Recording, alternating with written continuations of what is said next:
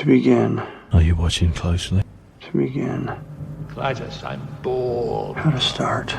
What plaything can you offer me today? In Life Itself, a memoir, Roger Ebert begins. I was born inside the movie of my life. I was born a poor black child. The visuals were before me. I was born in it. The audio surrounded me. Molded by it. The plot unfolded inevitably, but not necessarily. I don't remember how I got into the movie, but it continues to entertain me. We all are born with a certain package. We are who we are. Where we were born, who we were born as, how we were raised. We're kind of stuck inside that person.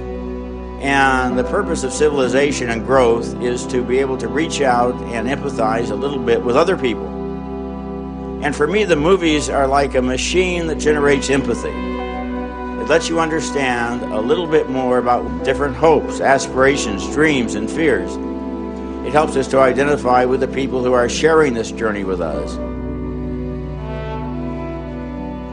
Welcome to The First Syllable. This week's episode is going to mostly be clips from this week's, that is, the Minute 23 episode of the Groundhog Day Project Minute by Minute. Though this show won't normally have guests, probably, these clips include the guest for that show, Austin Pryor, host of Malkovich Minute. We got into a discussion, in pieces, about my screenplay idea. But before we get to that clip, how about a note from the notes file? If he dies, yeah, it resets, but not until midnight. And that means being dead for however long, and when you've got nothing to think about but being dead, time feels really slow. Really, really slow. And it hurts. And you don't feel right when you come back. And before you ask, I don't know what comes after. There's no bright light at the end of the tunnel for me, because that assumes higher ups. And anybody higher up has got to be aware of this loop. But is the lack of light good or bad? Anyway, the clips.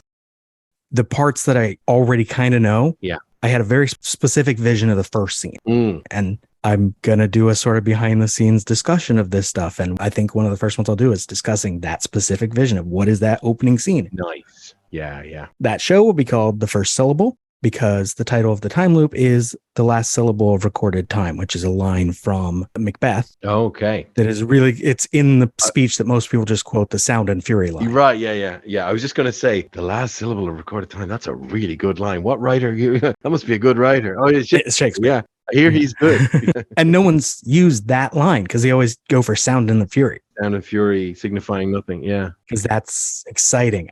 I don't want exciting. I want like A24 indie movie that just happens to be an existential nightmare about a time loop. Yeah. And so there's all this understructure where I know exactly how long the time loop is, which is the question I hate when we talk about Groundhog Day. Right. Yeah. Because it doesn't matter. And the point of mine is that it matters. Right. Exactly. Because you're getting into the world building and the technicalities. And then when you're watching, yeah. So I want to play with some of the complaints I have. Like I complained many a time in my blog about Danny Rubin's voiceover that he had in the original draft of Groundhog Day. I'm going to do voiceover. Yeah. It's flaccid, sloppy writing. And God help you if you use voiceover in your work, my friends. God help you. It's flaccid, sloppy writing. Any idiot can write voiceover narration to explain the thoughts of a character. Because I don't want to start at the beginning of the loop. Yeah. The end of the loop is the point of my story. Yeah. Because it's this existential thing where he doesn't know what's going to happen when the countdown finishes. Yeah. The loop keeps getting shorter. With this, basically, the notion is that for voiceover is because since he's in the middle loop, he already knows everyone. Yeah. And so when he's involved, he'll tell us who they are. He'll tell us why he doesn't want to talk to them. Yeah. He's not going to punch people like Phil does. Yeah. He's more civil because this is set in the present. He has access to the internet. So he's going to reference other time loop things like Groundhog Day because he's like, I watched them. Yeah. I needed ideas. Yeah. And so it's going to get very complicated with him referencing things that the audience might not get. People obsessive about time loop things or Groundhog Day might not get. I might put a joke in there that I'm the only one who gets it. Yeah. Because I want him to have things that he knows and doesn't even consider that you don't understand. Of course. Yeah. Because you would have a lot of in-jokes with just yourself if you spend that much time with yourself and that other people are much more kind of... They're not going to remember his jokes, so he's his audience. And then I'm like, he has to be able to track his time loops, but I want it to be slightly obscure where we don't get it at first. Yeah. Whatever methods he's using. Yeah. And I know what that system is, and I might do an episode about that on the first syllable. I'm like, I want to steal things from every time. I have to watch all the time loop movies again, and I've watched a lot of them. Any excuse. This time I'm going to take specific note of things I can steal. And like I was watching, we'll go into time loop of the week here. Great. Most of life is just junk, right? It's filler. And then there's these moments when all the randomness turns into something perfect. It's like life's dropping all the bullshit just for a second to show us how amazing it could be all the time if it wanted to. I don't know. I think maybe we're supposed to become like better people. Though I honestly don't even know how that could be possible. Ever think about it? We must miss so many of them. All those tiny perfect things are just poof, gone, lost forever.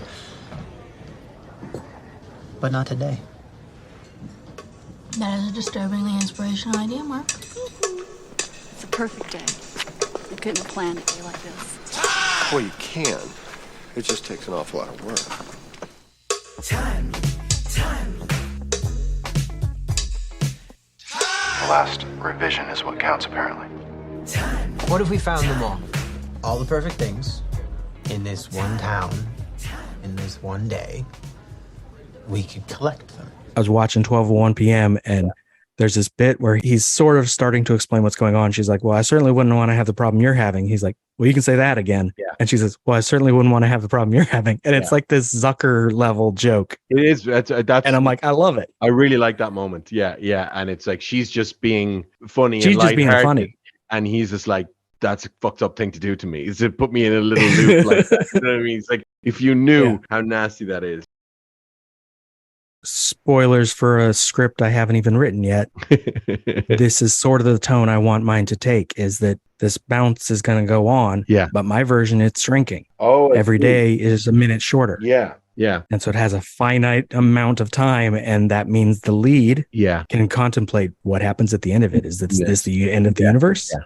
Or the end of me? Doctor Who did a shrinking time loop at New Year's. Well, they've gone to the end of time as well in Doctor Who. Well, they have also. Like the end of everything. Yeah, the end of everything. But their Christmas special or the New Year's Day special, whatever, was the time loop is shorter every iteration.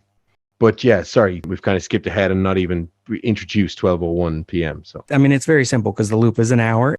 He's just going out to his lunch break as it starts. Mm-hmm. So as it starts, it's a very nice little film. He goes into a park. He's nervous about talking to a woman on a bench and then finally gets to talk to her. Yeah. And then he's a little tense as that conversation goes on. And we kind of figure out as he's trying to explain it, this is not going to last because he keeps looking at the clock. Yeah. And he finally tells her that no matter how this goes, it all ends in 2 minutes. And then it's the end of the hour.